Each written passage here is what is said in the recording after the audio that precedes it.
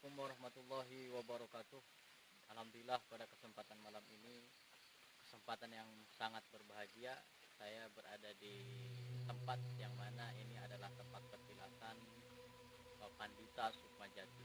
Namun kedatangan saya di sini bukan untuk eh, melakukan sebuah pengungkapan tabir tentang petilasan, namun saya di sini pertama untuk menziarahi tempat petilasannya, dan kedua ada sesuatu hal yang harus diinformasikan, yang harus diungkap kebenarannya, yaitu tentang Bumi Sagandu. Bumi Sagandu bukan nama sebuah desa, Bumi Sagandu bukan nama sebuah negara. Bumi Sagandu adalah hanya nama dari tanah yang bulat. Jadi itu kalau bahasa Sundanya, Sagandu itu adalah bulatan, lingkaran ya. Hanya satu lingkaran itu. Nah, ini Bumi Sagandu sangat terkenal, beredar di masyarakat tentang mitos-mitos yang ada, sejarah-sejarah yang ada, dan saya tidak tahu persis di mana adanya letaknya, tapi saya akan menelusuri tempat ini. Mudah-mudahan diridhoi oleh Allah dan kita menemukan apa yang kita inginkan. Ikutin terus.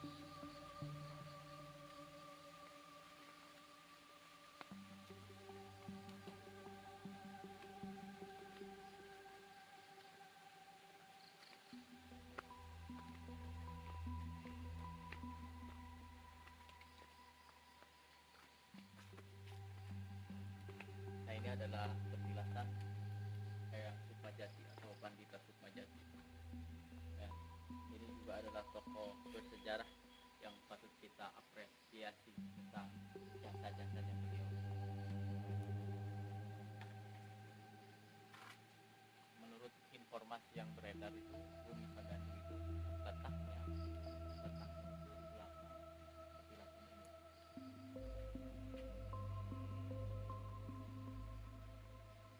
Jadi saya nggak tahu tempatnya di mana, tapi insya Allah kita akan menemukan tempat itu. Maksud saya itu pastinya itu karena memang sejarah sekian lama berputar, jadi di sana ditambah ke sini ditambah, dan bisa jadi ada peperangan dari sejarah itu.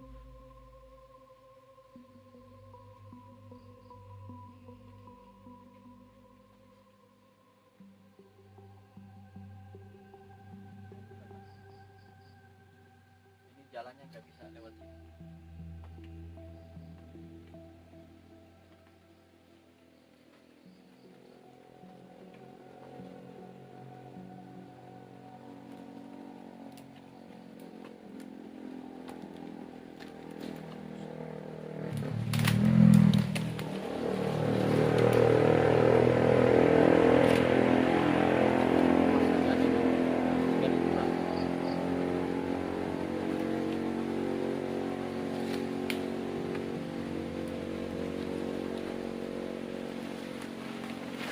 Nah, ini berarti kita ada di atas ya, di atas petilasan ini, petilasannya yang tadi.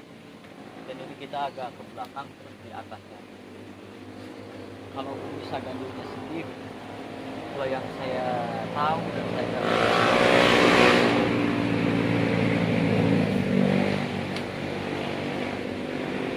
ada sana.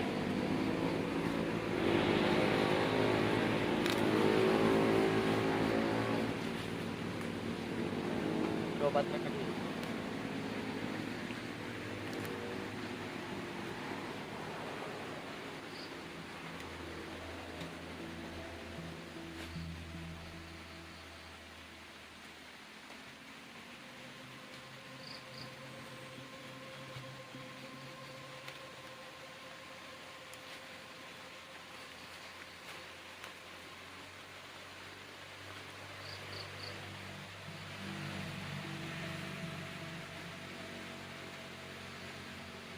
Jadi kurang lebihnya tepatnya adalah di sekitaran sini. Ini adalah Bumi Sagandu. Mungkin nanti ada cerita-cerita tentang tempat Bumi Sagandu ini, karena Bumi Sagandu itu dulu ada lingkaran ya, mungkin pada tahun 5 tahun ke belakang itu masih ada dan masih ditemui tentang Bumi Sagandu tersebut. Namun kalau sekarang, karena Jadi ada dua yang menceritakan, karena wilayahnya sudah banyak, akhirnya bumi Sagandu itu mengecil, akhirnya tidak ada, lenyap juga. Nah, namun kalau menurut saya sendiri, ini kalau bumi Sagandunya itu eh, tertutup bukan terkikis habis karena alasan banyak penyebaran wilayah atau berkembangnya penduduk, namun ini karena alam saja yang merubahnya, karena memang nggak ada untuk mengurus sejarah di tempat ini, akhirnya ya terbengkalai seperti ini saja.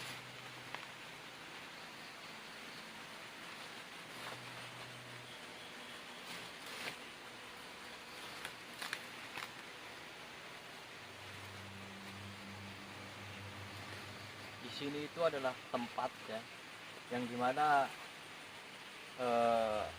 masih lingkungan bumi Sagandu. Kalau yang saya dengar ceritanya itu sangat luar biasa tentang cerita bumi Sagandu. Nah, bukit ini atau bumi Sagandu ini perbatasan antara jalur air atau sungai kecil dari arah selatan sampai ke utara, dan nyambung lagi dengan jembatan Cisanggarung yang waktu lalu pernah kita kunjungin ke sana. Dan konon katanya ini adalah pengawinan antara tanah di sini dengan tanah yang ada di Indramayu, dan apabila kalau nggak dikawinkan maka tidak akan terjadi seperti itu. Jadi wallahu alam kebenarannya seperti apa, tapi memang ceritanya seperti itu. Jadi nanti kita akan ngobrol tentang itu dengan orang asli di sini yang tahu cerita di sini, dan mudah-mudahan kita menemukan titik terang dari tempat ini. Inilah setelah kita menelusuri tempat yang dinamakan tempat bumi Sagandu itu, saya akan ngobrol santai bersama narasumber, dan kebetulan narasumbernya ini adalah satu tim ya, termasuk guru saya juga gitu. Jadi saling berbagi wawasan kemana, kesana kesini bareng, dan apapun itu, keadaan apapun selalu gitu. Jadi kebetulan ini orang sini dan tahu, insya Allah tahu sejarahnya tentang bumi Sagandu ini.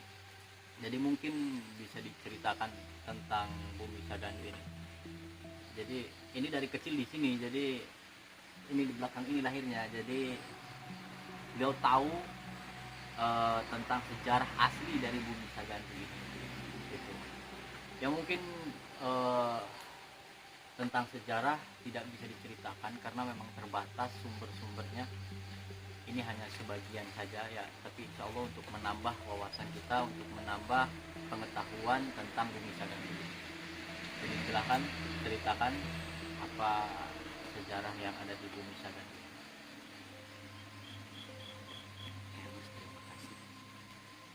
Assalamualaikum warahmatullahi wabarakatuh. Waalaikumsalam. Terima kasih atas waktunya kepada Gus Akil. Mungkin di sini saya hanya akan membahas secara garis besarnya aja, karena mungkin ada beberapa hal yang tidak bisa disebutkan atau tidak bisa kita obrolkan secara langsung di sini, karena mungkin ada hal-hal yang bisa dibilang mistis atau goib yang tidak bisa kita bicarakan. Mungkin betul sebelum adanya tempat ini, sejarahnya itu yang dinamakan bumi Sagandu itu mungkin di belakang gedung ini, atau di belakang, di sini kan ada makam. Jadi di belakang makam ini tuh sebelumnya itu seperti ada bulatan besar, itu yang dinamakan bumi Sagandu. Dan sejarahnya itu, ini konon katanya cerita orang tua terdahulu. Jadi sebelum ada kota-kota yang lain, seperti ya mungkin ada Kuningan ke barat lah, itu si Bulatan itu masih murni, masih asli, Akan tetapi setelah lahirnya kota-kota dari Kuningan ke barat itu, si buletan itu semakin terkikis atau semakin menghilang, apalagi setelah daerah-daerah yang mungkin dulunya katanya itu lautan, itu sekarang jadi bisa dibilang tempat hunian atau yang lainnya. Itu yang disebut Bumi Sagandu sejarahnya, mungkin itu secara garis besarnya. Jadi itu jadi itu diperkirakan lingkarannya itu meliputi bukit ini atau hanya kecil saja? Tidak meliputi, Gus, cuman beberapa meter ya, mungkin kisaran diameternya tuh kisaran 3 meter atau 5 meter lah, besarnya itu seperti itu. Jadi apakah itu yang dinamakan dengan simbol atau tanda? Itu kira-kira yang ditemukan itu apa? Mungkin itu bisa disebutkan simbol yang dinamakan simbol kan itu adanya tempat itu, adanya kota-kota lain itu sejarahnya di situ gitu. Sejarahnya Bumi Sagandu tuh di situ. Jadi sebelumnya lahir kota-kota lain ada lingkaran itu yang disebut Bumi Sagandu, dan setelahnya lahir si Bumi Sagandu itu menghilang. Jadi lingkaran itu adalah sebuah simbol ya, simbol menurut sejarahnya seperti itu katanya. Kalau kebenarannya nggak tahu karena kita tidak ada pada waktunya langsung. Adalah simbol yang mana simbol itu menggambarkan bahwa menggambarkan wilayah-wilayah yang lain, yaitu digambarkan oleh lingkaran tersebut. Jadi saya juga pernah mendengar tentang Bumi Sagandu. Kita akan tanyakan langsung kepada narasumbernya. Apakah benar bahwa asal mula terciptanya manusia itu adanya di Bumi Sagandu tersebut? Untuk pertanyaan itu mungkin saya tidak bisa menjawab, Bos, maaf sekali, karena mungkin saya tidak bisa membicarakan di sini secara langsung. Ya, karena memang sejarah di sini ada yang harus diceritakan yang umum ya, dan ada yang memang privasi tidak boleh diceritakan. Tuh. Mungkin kalau diceritakan akan mengundang salah paham atau gimana? Terkadang ini banyak versinya, dari ini versinya begini, dari sini versinya begini. Cuman kan dibalik itu semua ada unsur yang mungkin tidak bisa kita ada larangan lah, istilahnya begitu. Mungkin satu bisa imbasnya bisa ke penduduk setempat, karena dulu ketika mungkin ada tahun 2010 kalau nggak salah, 2010 atau 2008 lah. Di sini itu tadinya banyak sekali pohon besar. Kalau sekarang sih dilihat terhitung bersih, rapi, beda dengan dulu. Nah, bisanya seperti ini jadi waktu itu zaman Paku Jojo kayaknya, jadi dibersihkan. Berarti 2 tahun yang lalu atau 3 tahun ya? lebih ada 5 tahun ke belakang lah kan, sepertinya begitu. Nah, jadi setelah dibersihkan itu ada efeknya, Gus. Efeknya tuh ya banyak lah kejadian-kejadian yang mungkin bisa dibilang di luar nalar. Nah, terus ada lagi, jadi sebelumnya lagi beberapa tahun ke belakang lagi sempat dibersihkan lagi, dan itu dampaknya lebih besar lagi. Konon katanya goib di sini itu mendatangi ke setiap rumah. Kalau bahasa Sundanya itu bahasanya tuh ngandar Ngandar. ya. Jadi mungkin yang dimaksud ngandar itu mengelilingi, ya. Mereka dendam kepada manusia. Itu waktu itu pembersihannya membuang makhluk-makhluk yang negatif atau pembersihan hanya lingkungan saja? Sebetulnya sih hanya pembersihan lingkungan atau bisa dibilang perawatan lah. Jadi mungkin maksudnya itu biar terlihat indah, rapi, maksudnya ke situ. Cuman mungkin ada hal-hal yang terganggu, terusik, atau ada yang rumahnya ditebang atau begitulah. Itu kan jadi ketika itu ada pembersihan hutan, ya. Jadi kerapihan dari mulai pepohonan yang tadinya banyak yang nggak benar, jadi diberesin, jadi tertata. Maksudnya mau menata hutan agar kelihatannya rapi, dan kebetulan ini adalah makom yang sering diziarahi dari berbagai macam tempat, datang ke tempat ini untuk melakukan ziarah kubur. Nah, jadi kan dibikin agak indah mungkin seperti itu, ya. Iya. Nah, jadi pada waktu itu mungkin ada yang terusik dengan kedatangan atau dengan pembersihan itu, karena bagi mereka itu adalah rumah-rumah mereka. Kalau manusia pun kalau rumahnya digusur tiba-tiba ya pasti berontak seperti itu. Dan akhirnya si makhluk gaib itu bahasanya apa sih? Ngandar, ya? Ngandar kepada setiap orang di desa ini gitu. Jadi itu kira-kira bagaimana konteksnya itu ketika ngandar ke setiap rumah itu, mengelilingi rumah itu, apakah dipanggil atau gimana? Itu mengganggu. Jadi mengganggunya seperti apa? Banyak macamnya, banyak, ada yang bilang itu seperti harimau, seperti ada auman harimau.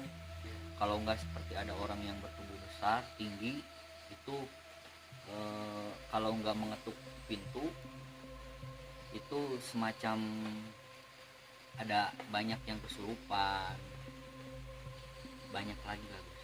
Kalau ini saya sekarang aja merinding berceritanya. Jadi memang hawanya sangat luar biasa. Kita tidak bisa meremehkan gaib yang ada di sini. Jadi memang ketika bercerita saja sudah bisa dirasakan. Mungkin yang melihat, yang menonton seluruh di luar nalar semuanya melihat tayangan ini atau cerita ini jangan dimasukin dalamnya, anggap hiburan saja. Jadi ada yang diceritakan lagi tentang Bumi Sadani? Dulu di sini itu di jalan itu banyak sekali kecelakaan, tapi alhamdulillah sekarang Gus, alhamdulillah sekarang berkurang. Dulu sih sering sekali di sini terjadi kecelakaan, tabrakan, dan bisa dibilang sampai meninggal di tempat. Jadi itu kecelakaannya kira-kira itu memang sudah bisa dipastikan ya akibat hal gaib? Ya mungkin kalau mendengar ceritanya sih itu seperti ada ular yang lewat. Katanya si ular tersebut itu panjangnya itu nggak terhitung berapa meter katanya Bu. Jadi nggak kelihatan buntutnya di mana, kepalanya di mana? Ya katanya begitu. Dan di bawah kan dulunya tuh kan ada warung sate di bawah. Nah si pemilik warung itu menanam pohon singkong. Di mana itu? Di bawah. Jadi samping warung itu. Di depan warungnya tuh dia tuh menanam pohon singkong. Nah setelah menanam singkong itu katanya si pemilik warung itu diganggu oleh sosok ular. Ya mungkin kalau bahasa kita itu jangan sampai menanam singkong gitu. Saya merasa terganggu. Mungkin itu dengar cerita penduduk di sini saja. Bisa mengganggunya itu seperti Lewat mimpi. Dan kenyataannya pun memang benar-benar diganggu. Ya kenyataannya benar-benar diganggu. Jadi hanya kecelakaan saja mengganggu warga atau ada yang lain-lainnya selain sejenis ular tersebut? Ya, di tanjakan ini dulu sering ada yang lempar tanah merah. Kalau lewat ya tanah merah sering sekali. Dan memang kalau di desa ini ya, jadi diakui atau tidak, jadi kenyataan yang berbicara bahwa mitos masih kental, Ya, masih kental. masih kental dan memang tidak bisa diremehkan. Kalau kita berkeyakinan tidak seperti itu, namun banyak lawan keyakinan yang sangat luar biasa sampai keyakinan kita itu kalah dengan keyakinan karena banyaknya keyakinan seperti itu, akhirnya mereka makin kuat. Seperti itu kira-kiranya. Jadi sejarah Bumi Sagandu ini ada yang mesti diceritakan dan harus diceritakan kepada khalayaknya umum untuk mengetahui dan untuk tahu sejarah tentang di Bumi Sagandu ini, dan khususnya untuk orang sini yang menonton. Jadi jangan lupa sejarah, jangan lupakan waktu itu, masa itu, karena kita sekarang besar akibat dan hasil dari masa-masa itu, dan kita bisa berdiri tegak hasil doa-doa dan jasa-jasa orang-orang tua dulu yang telah bercerita tentang sejarahnya, yang telah bercerita tentang pengorbanannya untuk berdirinya negara kesatuan Republik Indonesia. Seperti itu ya. Jadi ada yang disampaikan kepada sedulur di luar nalar yang mungkin desa ini ada yang nonton dengan tayangan kita malam ini?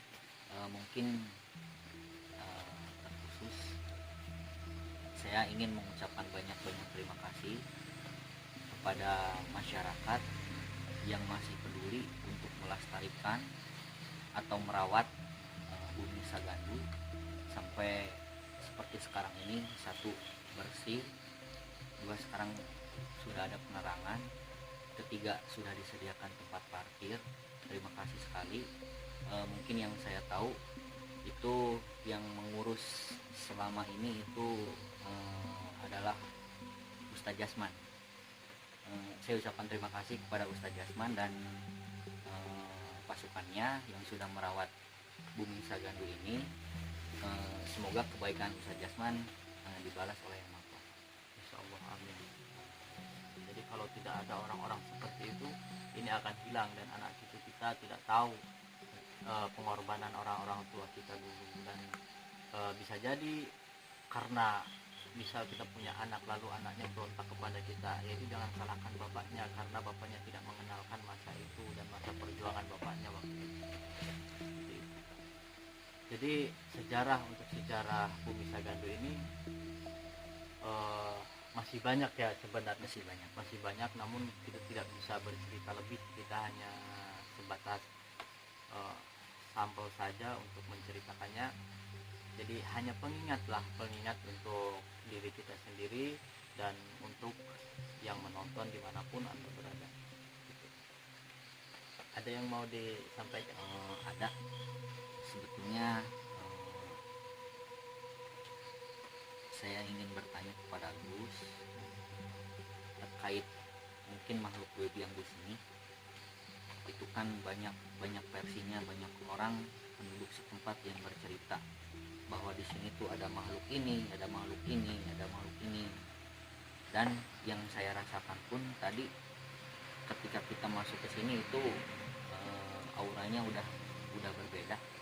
Nah, menurut pandangan Gus Akil sendiri, di sini itu ada makhluk jenis apa aja, Gus? Ini maaf mungkin pertanyaannya agak di luar tema. Cuman ini biar untuk apa sih, pengetahuan kita aja lah, untuk yang awam gitu, termasuk saya. Insyaallah. Jadi saya akan ceritakan tentang hal gaib yang ada di tempat ini. Dari mulai awal saya datang itu bersama tim, dan di situ udah jarak sekian meter dari tempat ini udah sangat besar sekali energi yang saya rasakan. Dan kalau yang saya rasakan begini, ya, dari awal sana itu sudah banyak yang mengintip, gitu kan. Seperti halnya menyambut berarti tidak menyambut. Jadi jangan mentang-mentang kesana langsung pada ngintip terus bila bilangnya disambut, itu enggak, itu enggak, itu hanya kewaspadaan mereka, jadi pertahanannya itu seperti itu. Jadi selama ini kalau kita memahami tentang hal gaib dimanapun itu, banyak praktisi yang meremehkan, bahkan sekali dimusnahkan lah, segala macam lah, sampai ada yang nantang-nantang makhluk gaib, makhluk jin, ya kan? Sebenarnya kalau kita tanpa jasad ini kita akan makin lemah. Manusia sempurna dibanding makhluk jin karena hanya jasad ini. Nah, bisa dibayangkan kalau kita tak punya jasad ini. Dan kalau hati kita tidak bergantung kepada Allah, maka gangguan hal gaib itu akan lebih besar daripada diri kita sendiri. Jadi kekuatan kita tidak ada dibandingkan mereka. Kalau bisa dibilang keilmuan manusia pun kalah jauh oleh bangsa iblis. Bahwa iblis pun pernah menggurui malaikat gitu. Jadi bisa dibayangkan kapasitasnya seperti apa. Kembali lagi bercerita tentang tempat ini, pas saya masuk ke wilayahnya rasanya itu sudah mereka mengantarkan, atau energinya itu kalau kita gambarkan seperti halnya energinya itu pekat menggumpal-gumpal area-area sini itu sangat luar biasa, dan kebanyakan di sini itu yang negatif. Entah kenapa tempat yang dikatanya mulia, yang dikatakannya adalah sejarah yang berharga, namun kenyataannya adalah hal negatif yang saya temui pertama kali saya kesini. Jadi mungkin kalau saya flashback pada masa itu, hal gaib sebelum ajaran Islam turun di desa ini, banyak hal gaib yang disalahgunakan dan salah kaprah, sehingga kekuatan gaib sangat luar biasa di tempat ini. Sangat luar biasa karena kekuatan itu pemicunya adalah keyakinan seseorang itu. Orang-orang dulu ilmunya atau yang disebut ilmu sihir itu mendekatkan diri kepada makhluk-makhluk tersebut. Akhirnya apapun keinginan manusia tersebut akan dikabulkan oleh makhluk tersebut. Itu, dan suatu saat nanti makhluk itu akan meminta balasan atau imbalan kepada orang tersebut yang meminta keinginan sesuatu hal. Nah, kalau saya baca pada waktu itu tempat ini disalahgunakan atas dasar keyakinan yang salah untuk mengayomi keluarganya, desanya, bahkan kehidupannya. Contoh kehidupannya ini berupa seperti pesugihan atau dan lain-lainnya, atau untuk dirinya sendiri, yaitu tentang kanuragan. Karena di sini sifatnya luar biasa. Kalau kita dibilang sosok-sosok itu makhluk jin, yaitu makhluk jin banyak di sini. Makhluk jin banyak. Jadi pertentangan ya. Dari sana penuh makhluk gaib. Karena di sini adalah tempatnya. Kalau saya baca ini, kesananya itu adalah tempat mereka bersemayam di situ, dan di atas ini banyak sekali. Yang positif itu 1-2 di sini. Gitu. Mungkin karena tidak ada penyelenggara yang khusus untuk meluruskan atau membicarakan tentang ini, tentang makhluk gaib yang ada di sini. Saya berbicara sekarang pun ini lagi berlawanan, atau hati saya itu berperang, batin saya itu berperang sambil bicara untuk bisa tahu, sambil menahan sesuatu hantaman gitu kan. Jadi memang banyak hal yang negatif di sini. Kalau sosoknya apa-apa, jadi jin menyerupai banyak. Di sini ada seperti siluman babi itu ada. Ini di belakang kameramen ini ada jin babi, itu yang saya rasakan ya. Dan banyak juga kalau di atas sana itu ada pocong, jadi makhluk jin menggambarkan pocong gitu. Dan banyak jin-jin yang perempuan, terus ular-ular, dan bahkan kalau di belakang sini bumi sedani ini banyak macan-macan, itu siluman macan. Itu jenisnya ada macan putih, terus sama ada yang namanya macan yang hitam semua, tapi matanya itu ada yang warna biru. Kalau yang putih ini yang ada di belakang saya di sana itu, ya itu warnanya biru, tapi kalau yang hitam itu warnanya merah seperti itu. Jadi itu ditandakan bahwa antara negatif dan positif. Jadi positifnya itu sangat sedikit gitu. Jadi kalau amanat saja kalau datang ke sini kalau datang ke sini itu hati-hati, harus benar-benar meneliti hati kita untuk meyakinkan diri kita kepada ilahi. Jadi harus tersambung dan harus berkaitan langsung kepada Robnya agar melindungi, meminta perlindungan kepada Allah. Jadi apapun itu jangan sombong atau jangan sombong, nggak ini gitu kan, kita punya sesuatu atau keilmuan atau tenaga dalam lah apalah, ya jangan seperti itu. Jadi nggak bisa diremehkan itu. Apapun itu kita tidak bermusuhan sama jin itu, tidak bermusuhan gitu. Tidak bermusuhan, apa-apa nyalahin jin tidak, saya tidak nyalahin jin tidak gitu. Dan semuanya adalah makhluk Allah, semuanya harus dihormati gitu. Apalagi kalau yang Islam itu, cuman perbedaannya mereka itu aslinya dari iblis laknatullah alaih, jadi dilaknat oleh Allah begitu. Jadi mungkin itu, jadi perasaan saya pas masuk itu begitu rasanya. Jadi memang banyak yang bertengger di sini, dari mulai sosok-sosok yang dari mulai yang kecil sampai yang besar pun ada. Yang tadi diceritakan yang makhluk yang besar memang itu ada. Memang saya tadi sempat berkomunikasi juga dengan makhluk yang tinggi besar, dan itu ternyata yang dulu pernah mengelilingi orang-orang di sini. Cuman saya rasakan ini sudah adem-adem aja, jadi enggak, insya Allah enggak bakal membuat onar kembali gitu. Jadi ini perasaannya gimana saat itu? Mungkin ketika pertama masuk sini itu seperti satu perasaan tuh dah gak enak, gak Berarti tenang. sama-sama gitu Ya, cuman dia juga alhamdulillah merasakannya. sekarang itu udah seperti udah netral lagi lah.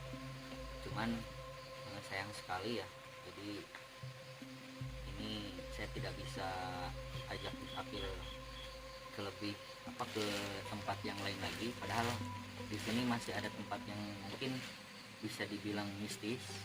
Itu adanya tuh di belakang bukit ini ada lagi, cuman sayangnya di belakang bukit ini adalah sungai. Jadi karena cuaca sedang begini, jadi airnya tuh sedang besar, padahal kalau airnya kecil atau tidak musim hujan itu di belakang bukit ini tuh seperti ada gua ya, Ada gua juga. ya, ada gua ya, ukurannya mungkin nggak terlalu besar lah. Dan seperti ada meja ya, meja, cuman itu dari batu, tapi batu itu menyerupai seperti meja. Terus kalau airnya nggak besar itu si gua itu atau lubang itu terlihat kalau airnya kecil. Cuman kebetulan sekarang airnya besar jadi tertutup air, dan konon mungkin itu dulunya ada sejarahnya lah, Seperti ada kehidupan dulunya di sini ya. Jadi mungkin para empu atau para sesepuh atau orang-orang pendahulu yang lebih dulu daripada wilayah-wilayah yang tersebar sekarang. Jadi ada kehidupan, karena melihat dari situasi dan kondisi di tempat ini. Jadi mungkin lain kali aja kalau kita kesana, karena keadaan ini setiap malam hujan, itu pun saya memaksakan ke sini. Jadi waktu gerimis langsung ke sini. Gitu. Kalau nggak maksain ya nggak bakal ke hutan-hutan kita. Jadi syutingnya di paling edukasi gitu. Padahal itu yang bermanfaat gitu. Tapi tayangan ini pun insya Allah ambil sisi positifnya, jangan, kalau negatifnya jangan. Ini cukup kira-kira. Saya rasa cukup, Gus. Soalnya nih kalau kita diperpanjang lagi sepertinya nih gak enak juga Ya begitu. Jadi memang kalau kita terus-terusan berbicara itu nggak ada habisnya menceritakan tentang tempat ini, karena sangat luas sejarahnya. Mungkin lain kali kita bisa berbicara lagi, dan ini ambil sisi positifnya. Kalau saya ada salah kata, saya mohon dimaafkan, dan maafkan keterbatasan saya di sini. Dan terima kasih untuk semuanya yang telah menonton. Kurang lebihnya saya mohon maaf. Wassalamualaikum warahmatullahi wabarakatuh.